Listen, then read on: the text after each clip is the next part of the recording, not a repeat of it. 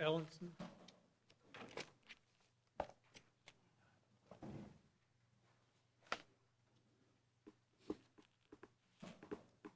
Morning. I'm Jim Ellenson. I'm the attorney for Shani Abukar.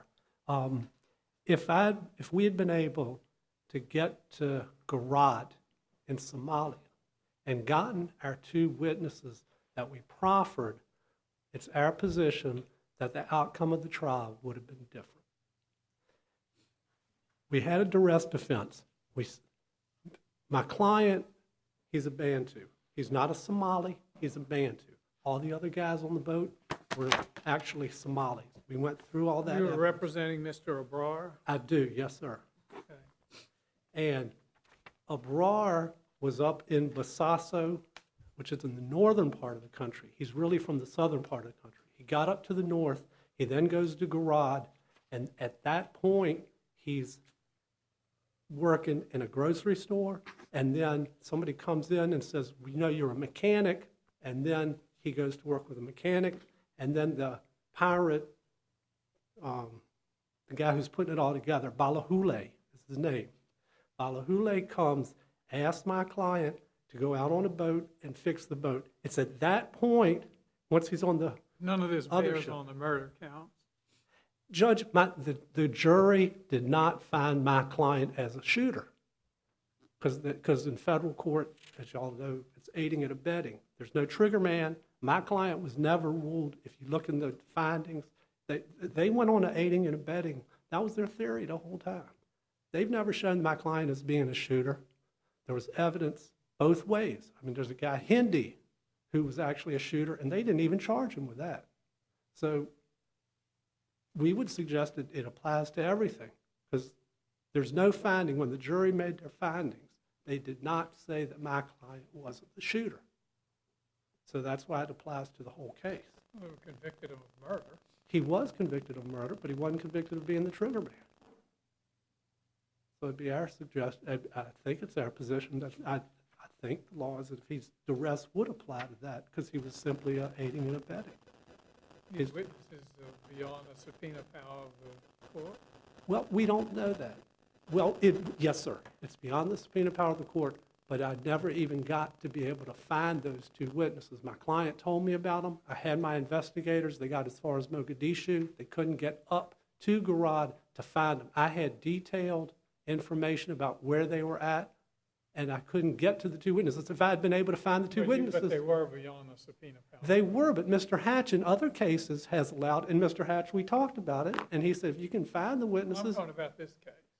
Yes, sir. In this case, if I could have found them, then we could have had him testified by telephone.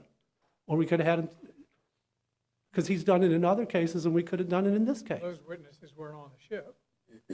No, sir. I'm talking about the two witnesses, the two Somali people that were in Garad that would testify that my client did not have an AK-47 when he joined this group. What should your what remedy do you ask for? I think the case should be dismissed, Judge. Dismiss the indictment. Yes, sir. If we bring in a guy over here to be tried, he should have the same constitutional rights as some guy who gets who's simply caught up in a robbery at a 7-Eleven in Newport News. In dismissal of indictment, that circumstance really an extraordinary remedy. It's an extraordinary remedy. This is an extraordinary case. I didn't ask. Yes, sir. That. It is. You just. Yes, sir. I'm not arguing with you. I'm sorry. You just think that. I know you're sitting on go, but you just think that it is extraordinary. It is extraordinary, but you think it's justified in this case. Yes, sir. Wasn't the court rather reasonable in what it offered as an alternative? That your client could testify in a trial and that cross-examination would be limited? On that point, isn't what she offered? That is. Yes, sir. Isn't that extraordinary? She's a good judge. No. Yes, sir. It is. I tried cases for Yes, 12 sir. years Yes, as a sir. district court judge. Yes, sir. And I can tell you this, and then you can comment on it, so it'll be a question. All right. To say to a defendant, I'm going to let you take the stand and testify on some small snippet, and you can't be cross-examined beyond that, I think you would have to agree that's extraordinary, because normally what you say is you take the stand, and if you don't answer all the questions I think are appropriate and relevant, I will strike all of your testimony. In other words, you can't get up and say a few favorable things. So isn't that a judge that's trying to do an extraordinary thing to protect your client? Yes, sir. And do you think, isn't really, you may not agree with it, but what she did, wasn't that an effort to balance your concerns off against the extraordinary remedy, which I know you would have preferred? Isn't that what she did? Yes, sir. You don't think what she did was unreasonable, do you? No, sir. You just think that your argument is you had an absolute right that couldn't be salvaged any other way. That is correct. Because still, if I didn't have those two witnesses, and if they were being able to testify the way that I anticipated their testimony to be, and the way that we proffered them to be, then Mr. Abukar could have testified to the whole thing. It was a tactical decision on my part not to put him on, because it didn't have anybody back up his story. So and then they have a whole bunch of folks that. Oh, no, wait a minute now. You tried cases. You telling me the standard is if only the defendant will say something, they don't testify? That happens all the time. Well, but you're probably going to lose. So the better thing is if you've got a couple more witnesses that are going to be on your side, then it helps your case a whole lot. So I understand the argument you're making. It just strikes me that she did it. She is a good judge. She did a pretty extraordinary job, I think, of trying to fashion some remedy that was acknowledge the power of the court and the issues at play, I think. But we talked about these cases to present a complete defense, and this is the problem. When you bring somebody over from Somalia and you try them over here, right, then, and if I've got two witnesses, because if it's in Newport News where we track, you identified to the FBI several witnesses. I did. I identified them to the court. You identified them to the court. You didn't call them. No, sir. I wasn't able to. I wasn't able to get them. My investigators were not able physically to go to the city where the two witnesses were at. I thought that you identified some witnesses who were actually on the vessel. There are also 4 Yemeni fishermen. Okay. Did you call those? No, sir. Those were the ones that were released back to Yemen. Well, why didn't you call the witnesses that you identified? No, sir. There were 4 Yemenis, and they weren't there because they had been released out on the high sea when the incident occurred. And then the other 2 witnesses that I wanted were 2 folks that we couldn't even get to talk to. We couldn't get over to the city to find them. So I didn't have those, they just weren't around. There were a lot of the pirate co-defendants in this case that testified. They testified against me. They implicated your client rather directly and said that he had actually operated a grenade launcher on board the vessel. That's what they said. And said that everyone on the boat was participating in the mission very clearly. And your whole defense was that he was kidnapped and required to work as a pirate.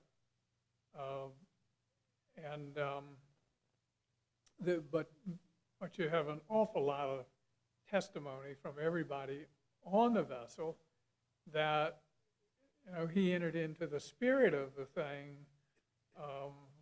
fully, and that he was a willing participant in the entire mission, and that he was operating a grenade launcher against the intercepting ship. And that, well, how do you explain all that? Judge, I don't know about the grenade launcher. They didn't say he fired anything, but it's more subtle, and this is the point of the argument. That more subtle? Yes, sir, because here's the deal. Because it's not normally you got co-defendants who were testifying against your client. It would be almost like if you had 10 co-defendants and 9 of them were white and there was 1 black guy, and the 9 white guys are saying, He's part of it. He did this, he did this, he did this. That is the situation that I had, because my client was a Bantu. He's not a Somali. He's not part of their whole clan structure. Did the judge give a duress instruction? Yes, sir. Were you allowed to argue duress to the jury? I did. What evidence was there on which for her to justify a duress instruction? It was the whole ethnic issue. So in other words, didn't she go beyond again? Don't you think that she could have been under abuse of discretion? She could have not allowed a duress. She would not have given a duress instruction and would not have allowed you to argue it. Isn't that possible? Yes. Maybe even likely. Probably. Okay. Probably. But again, without, it's nice to give me the instruction, but if I don't have my witnesses that are going to back it up, then it's sort of a meaningless. I mean, it was really nice of her to do all that, and it's not her fault that I couldn't get the witnesses. Well, it's good. For the record, for you, it means that the rest was important enough to instruct the jury. Therefore, made your not having those witnesses more important. I couldn't back up any. I just couldn't back it up with not Right, having the exactly. witnesses. Other the harm, obviously. Right. I mean, that's the argument. That's the argument. Thank you very much. All right. Thank you.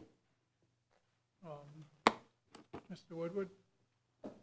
Good morning. May it please the court. I'm Larry Woodward. I represent Mr. Abukar Osman Beyle, and I guess I would start by saying I was struck by something Judge Wilkinson said in the last argument.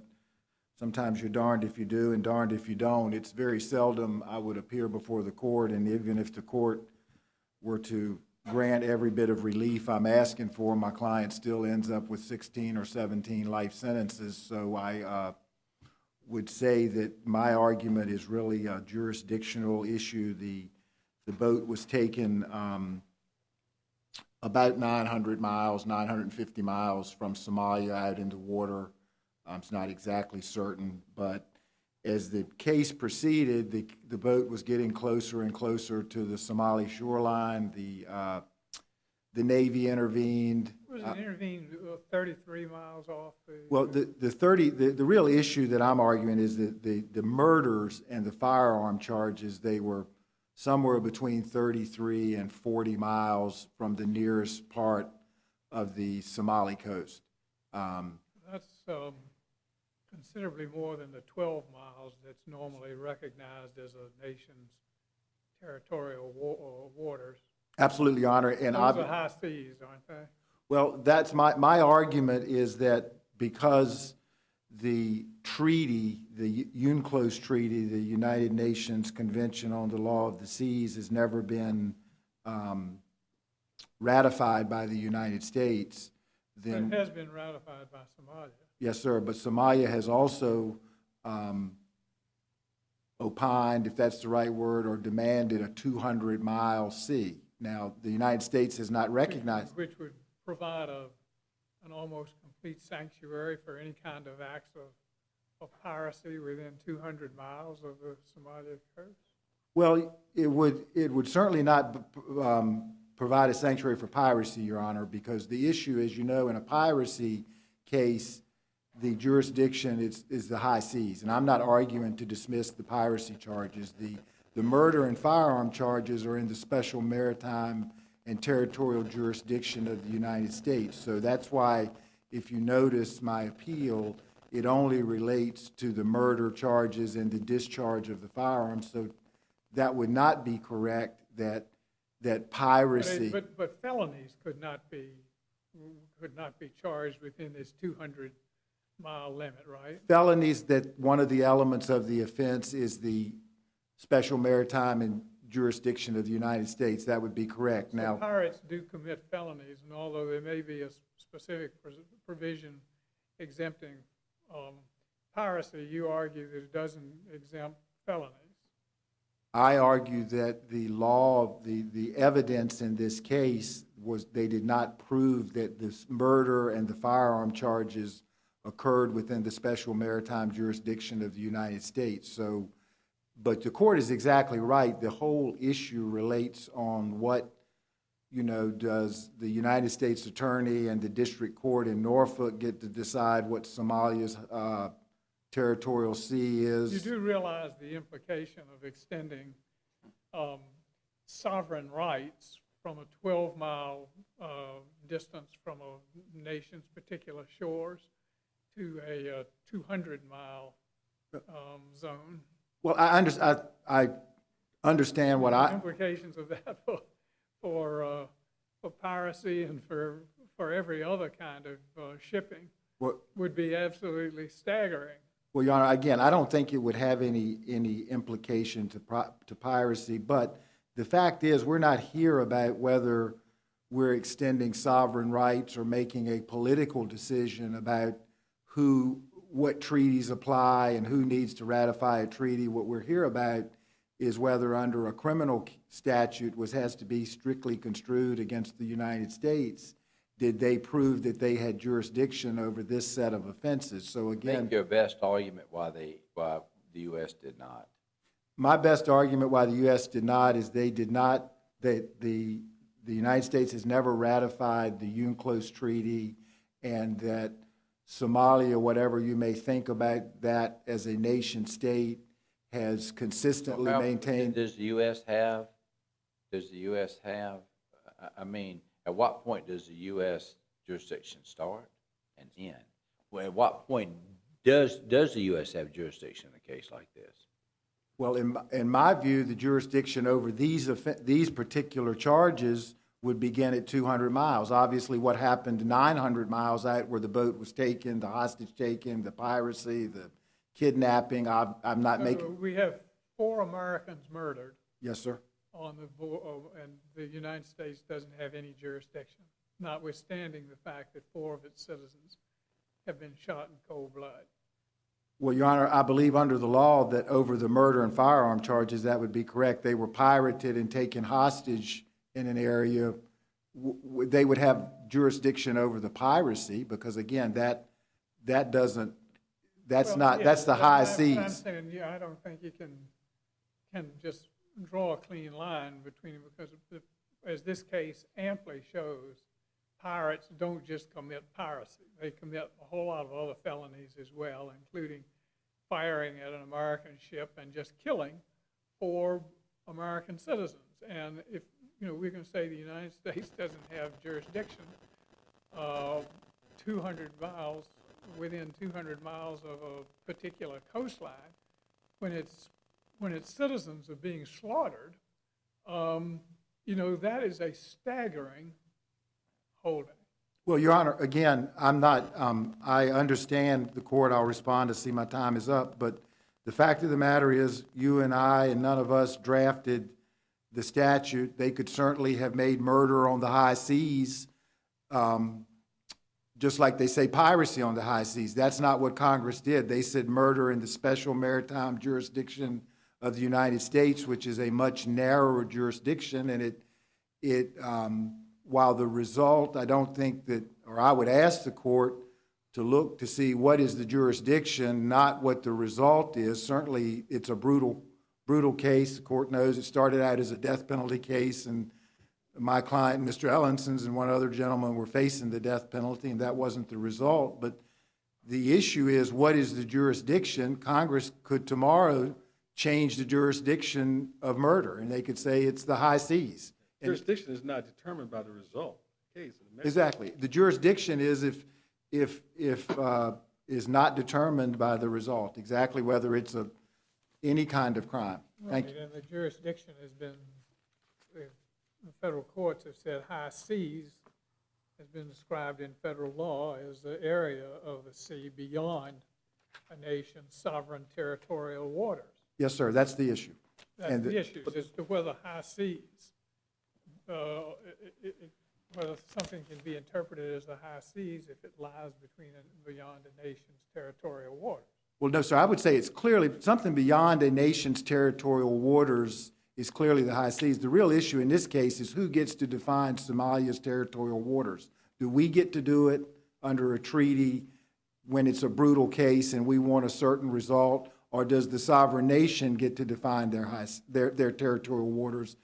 I'm making no argument that something that's on the high seas, we would not have jurisdiction over. I think we've been around. Yes, Let me sir. ask my colleagues if they have any further questions. Thank you, Your Honor. Hatch. Good morning, Your Honors. May it please the Court, Ben Hatch on behalf of the United States. This trial below is a protracted proceeding, and Chief Judge Smith, I think, in light of the capital nature of the case, and I think in light of also some of the difficulties these cases present, having acts that occurred overseas, I think did take measures to ensure that there was a fair chance for the defense to present their case. And I think the trial was well managed, and that's why the court only has these allegations of error before it, and I would submit to you neither of them have merit. Beginning with Mr. Ellenson's arguments, I believe the first question was asked that the duress defense does not apply to the murder counts, and Mr. Ellenson argued to this court that it does, but he argued below that it did not. That's at page JA 2387, where he made that concession that duress does not apply to the murder counts, and the resulting duress instruction, which I believe was proposed by the defense and Judge Smith did give. We did oppose that instruction, and I would tend, for my part, to concur that the instruction, perhaps in the usual case, may not have been warranted, but it was given in this case. But that instruction, which is on pages JA 2717 to 18, only applied to counts 1 to 15 and 20, so it excluded the murder counts. What evidence of duress was there that would justify the instruction? Well, in my opinion, it was minimal. Mr. Abrar gave a statement to the FBI shortly after these events in which he said that, and I think this goes, Judge Wilkinson, to your question about the witnesses, that his account was that he had come aboard the boat, the Al-Qasim, and that two individuals had put a gun to his head. Those individuals were Muhammad Herzisa Ali and Muhammad Salat Ali. He identified them. And that therefore, once he'd gone on the boat, they put a gun to his head, and that's why he had to go along with it.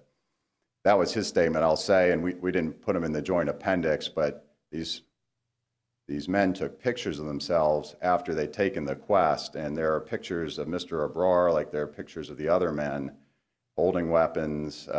He has some of the victims' clothing on, and Mr. Ellenson may have a different view, but he did not look to be under duress. He was on the team roster too, wasn't he? He was on the list of pirates. So there was very strong evidence, but his statement, to your question, Judge Wilkinson, was essentially the only evidence, and of course that was a self-serving statement. But the two men... That statement was entered in the record? It was, Your Honor. Okay. That statement was entered. The government put that statement into evidence. The FBI interviewed him or something. Exactly. We put his statements in through the FBI agent. I mean, you've really been over backwards with that instruction. You've probably been over backwards in offering it if you did. Well, I think we actually opposed it below, so I candidly did not view there to be sufficient evidence for a duress instruction. She gave it, and as sometimes happens on my side of things, when you lose below, you can be happy when you come up because the defense got the benefit of the doubt, and so there's really no issue. We're not in the context of whether a duress instruction should have been given. It was given. You don't mean happy in the context of maybe what happened to these defendants in sentencing, but you mean pleased with how the procedure worked its way through because it strengthens your position when you own appeal. Thank you. Yes, Your Honor. Exactly. There can be the defense got the benefit of the doubt. They got their instruction, and the jury had it before them, and they decided that the way that he did and found him guilty. But I would say the only two people he said who would have knowledge of that, essentially gun to his head were two people who were made in the United States and were made available to him at the trial. And I believe Mr. Ellenson actually went and spoke to those two men himself without the government present. He didn't just have to rely on government reports. He met with them without us present. He met with a lot of the other defendants. He ended up calling one himself. And I think he told Judge Smith that they just, based on his meetings with them, would not support Mr. Abrar's position. But that's a factual problem. That's not a legal problem. And I will say that one of those two men, Muhammad Salat Ali, this isn't a case where, okay, they're both cooperating with the government. Maybe they didn't want to do anything they thought we wouldn't like. Mr. Salat Ali testified on the other side of the Shibin case. He testified for the defense, and I cross-examined him. So Mr. Salat Ali was no stranger to testifying against the government. Is there any evidence in this record, or is there any procedure to find out if these two people, I'm not saying what the answer is, but that these two people he wanted to call even existed? Well, I believe Mr. Ellenson said that, I don't believe he ever put forward names for him. I believe he said he hadn't been able to talk to him. I assume maybe his client had told him about these people. But I said, was there any evidence? A client, people can make things up.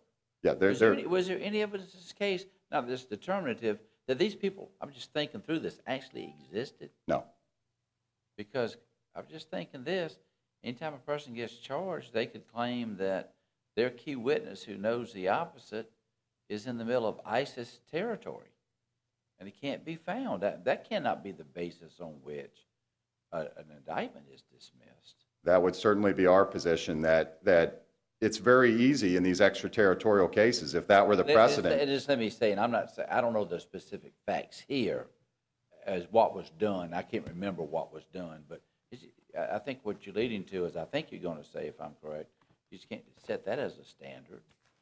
There are many places in the world today where it'd be very easy to say, I have witnesses, and the United States can't go to those places. There are many places. And in light of something like that, although I don't think that was a justification, didn't the district judge, perhaps to your displeasure, and I use that just as a loose comment, did things that you just as soon she not do? Well, did you object when she suggested that she would let him take the stand and testify on a very narrow subject of duress? I did not object. Have you ever seen that done very often before? No, but Chief Judge Smith is an extremely experienced judge who was managing a multi-defendant capital case, and I have no reason to try to oppose the way she was trying to. I'm not critical of her. I'm just saying that is an extraordinary thing. That I had not heard that before. He ultimately elected not to even obviously avail himself of that route. And, you know, these two witnesses that he ultimately narrowed it down to, not named, and they would have said that he worked, I believe, in a grocery store at one point. You know, in my experience, and if you looked at these other gentlemen who were brought to the United States and prosecuted, it's not like you have to go to pirate college. Many of them had had other occupations just the week before they turned to this. I mean, that's one of the unfortunate things about what drives men to do this is that they were, you know, there's big money in it, and they came from a poor, unfortunately, background, and it lured many of these men from a herding background or from a fishing background, and they'd be a fisherman one day, and then they would be on one of these boats the next. And so even that proffer of evidence, if these people existed, wouldn't have been inconsistent with him going to do this, and these people weren't on the boat. He said, that's when I got coerced, was on the boat. So none of them could have given, and I think Judge Smith said that too, that you have to have direct evidence before you can start to corroborate. And so you've given no direct evidence here. And I would just say, and it goes to this point about saying, you know, there's some witness somewhere that you can't get to that should dismiss an indictment. Mr. Ellenson said, we brought Mr. Abrar here from Somalia, but that's just not correct.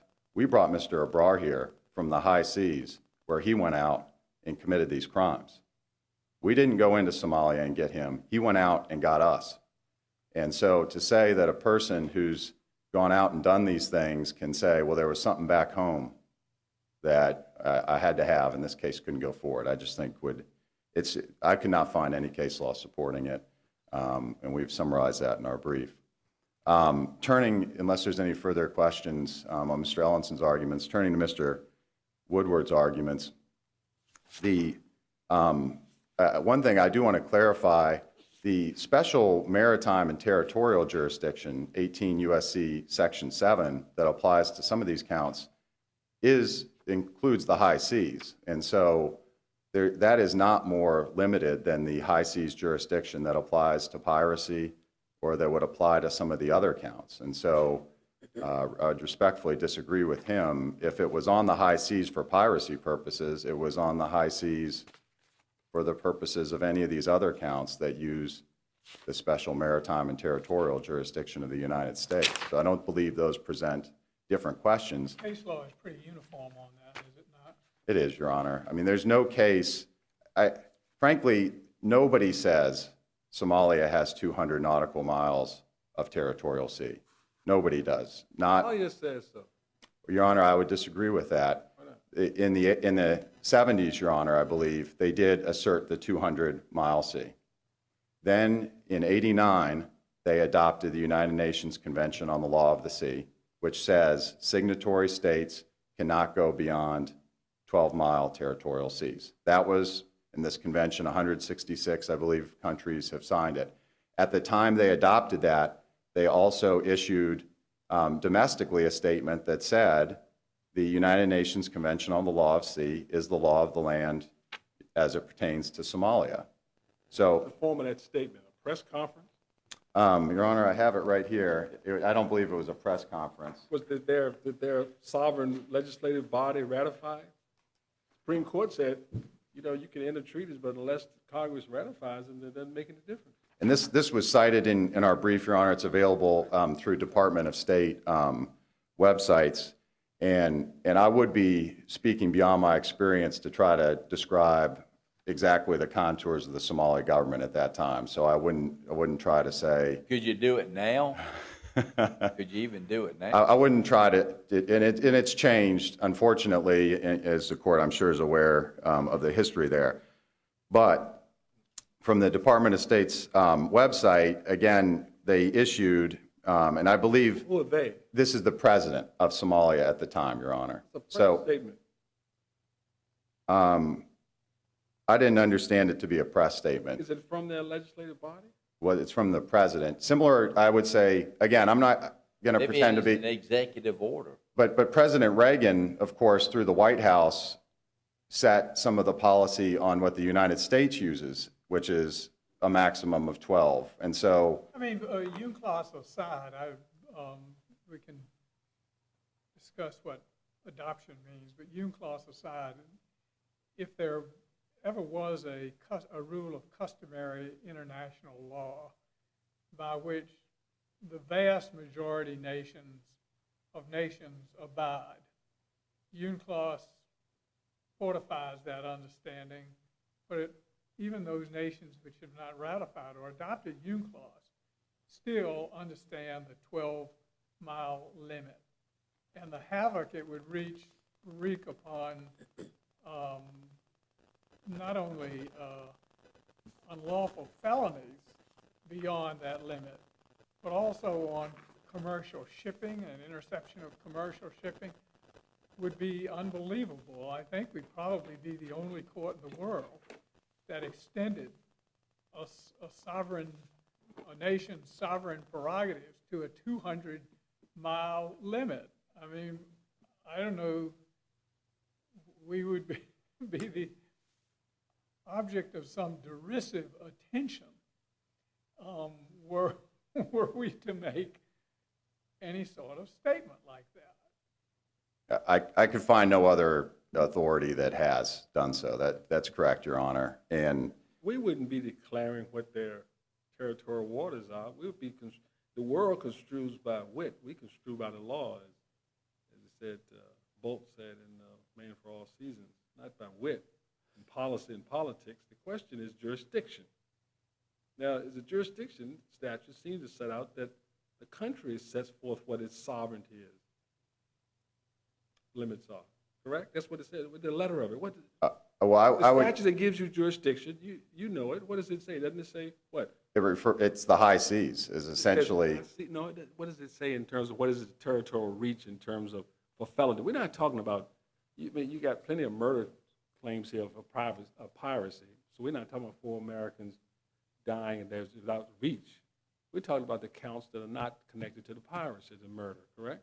That's what we're talking about. Right Well, now. actually, there's 2 sets, Your Honor, and I don't. But we're talking about the set that's just murder. One set, 16 to 19 is murder within the special maritime and territorial jurisdiction. And that set, like Your Honor says, is tied to the high seas. The other, and specifically that place where the murders happened. The other set, 22 to 25, I believe, are the 924J convictions.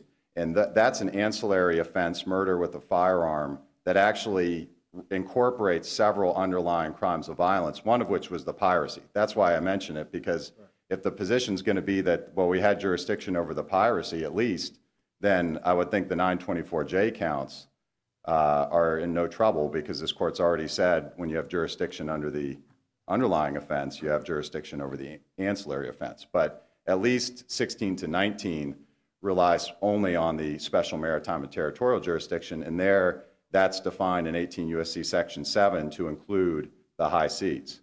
And so then I look to authorities on what the high seas are, and that's the only language the statute uses, Your Honor. There's other language, but that's the pertinent language here.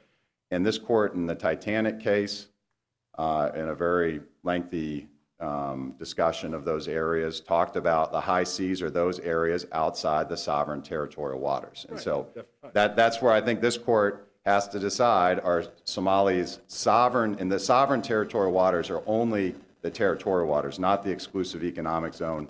They make an argument about that, wasn't made below, doesn't apply for the reasons we put in our brief. But so this court, I do think, has to decide for purposes of the United States statutes, how far do Somalia's sovereign territorial waters go? And I think there's several routes to say that they do not go more than 12 miles. One would be... How do we do that as a United States? We decide that for them.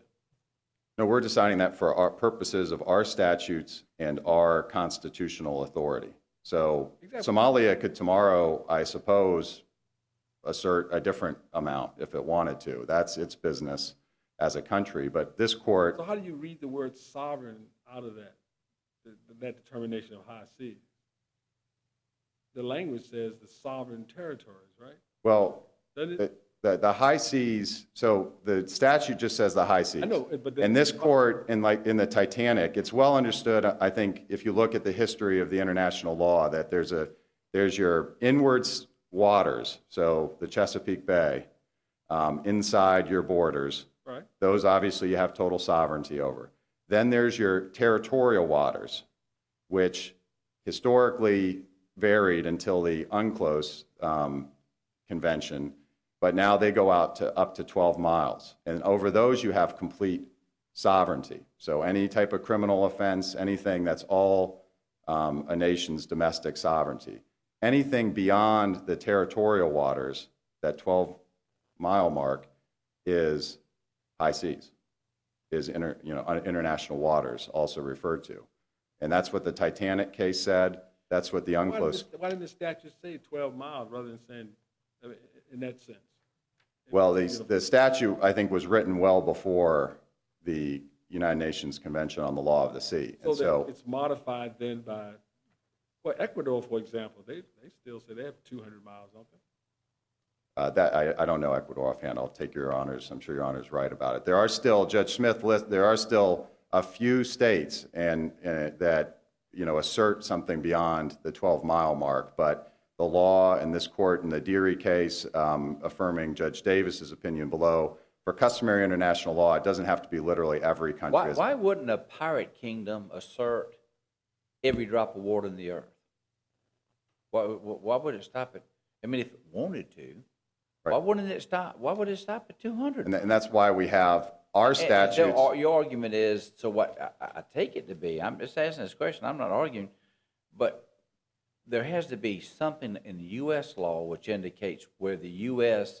accepts, or by decision or statute, that the U.S. determines that within that number, within that mileage from the coast, it belongs to that sovereign nation to decide what to do. Right. A unilateral assertion is not effective as to every other country in the world. Just because a country says I've got it doesn't mean they have it. Customary international law. And our assertion that it is effective in our courts. Correct. What case do you cite for that? The case I cite for that? That's saying that we don't have to recognize what another country sets forth as a sovereign limit. What case do you cite? Well, this is one of those intersections, Your Honor. This court is in the context of construing criminal statutes and constitutional authority, so you don't have a case? I'm sorry. You don't have a case? The Titanic case, for example, not specifically, but it walks through the different areas. But no, And- I'm asking you a very specific question. You said that we don't have to recognize anything other than 12 miles, notwithstanding what other the country does. I'm asking you, do you have a case that has adjudicated that, as you just said? Well, Judge Smith's decision below, I mean, that's, I believe she, Well, that's a tautology, isn't it? I thought we were here on the appeal for that, but go ahead. well, I'm not, I agree that this claim has not been raised So the answer is you before. don't have a case. I don't, but President Reagan, you know, a lot of this policy is obviously set state to state. And then this court, I think, looks to that for purposes of customary international law. So the policy of the United States has been, we will recognize the claims of other states of territorial seas up to the international limit of 12 But these miles. are political questions. If it was still solely a political question, we wouldn't have jurisdiction to hear it. It has to be said. I'm asking, so there's no case that has adjudicated that, what you just said, right? I just want to, it's just a yes or no. I can't say that there's a case I have on the tip of my head that said this country, other than the decision below, asserted beyond this mark, but we're not going to. If we can assert that their sovereignty over a 200-mile area offshore, what would prevent a particular nation from asserting its sovereignty over the entire Atlantic Ocean? Well, For example, I mean, why would it stop at 200? The point is that there are often not international consensuses about anything, but one thing there is an international consensus is this 12-mile limit. And if you start breaching that and say, no, it extends 200 miles out, I don't know why you would stop at 200. I mean, as I say, why not just assert your territorial rights over the entire Atlantic Ocean? No. There's water on Mars, most recently, and you don't have a case that says specifically what you suggest. Is that correct? A case that says we recognize that for purposes of a statute like this, 12 miles. You have no such case. Are you hoping to have such a case? I have the case below. I thought it was a good one, and I hope this court will agree with it. And I would just say, last thing, if I may, I know I'm in the red here, but I don't think it's escapable that the courts in different contexts have to determine a nation's territorial seas, because even the 12-mile limit is up to. So a nation could say, I'm not even asserting that full limit, and a court in an in-realm case, in a Titanic-type case, may have to say, well, I'll look to what that nation has done, I'll look to international law and resolve it. That's what Judge Smith... We don't need to get into that. Judge Smith, I think, issued a great opinion on this. I believe it's Thank you, Mr. appropriate. Knight. We Thank you. appreciate it. Mr. Ellenson, I think you've reserved some time for rebuttal, sir. One more try.